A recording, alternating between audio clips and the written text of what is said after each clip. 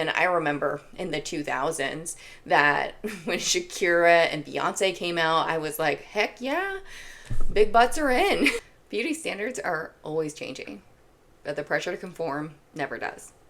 If you zoom out, you can see how this definition of the ideal body constantly evolves.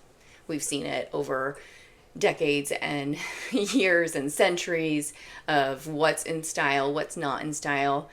What is praised in one season slowly fades into the next. The image often shifts over time, but the pressure to keep up is always there. It always tends to stay. So even when someone tells me that they just want to be healthy, right, our favorite word, there's often this unspoken picture that's attached to that word.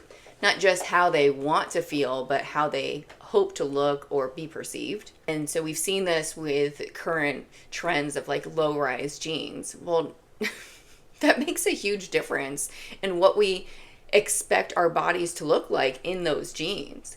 And so for all of us that survived that 20 something years ago, we're like, oh, glad that's over. And then now it's back. And now we're seeing this younger generation where the younger generation is being greatly impacted by this, right? And so now the aesthetic has changed to, our tummies showing. And even though I see a lot more body acceptance with younger generations where it doesn't have to be this, certain perfectly flat stomach, that there is this room for a supple body, it's not what it was. And now with the change in GLP-1s on the scene, we see this drastic change in what's acceptable. And so now how we're perceived is also changing.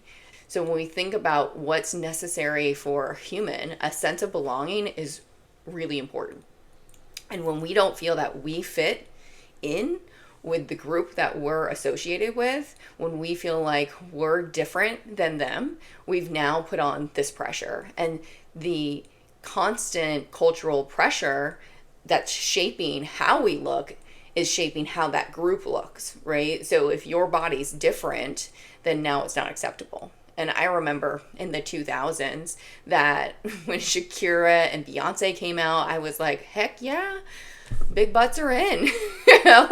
And that made it easier because prior to that, I was different. I was different than everyone and all of my peers in high school. And it was difficult because it was hard to find clothing that fit my body.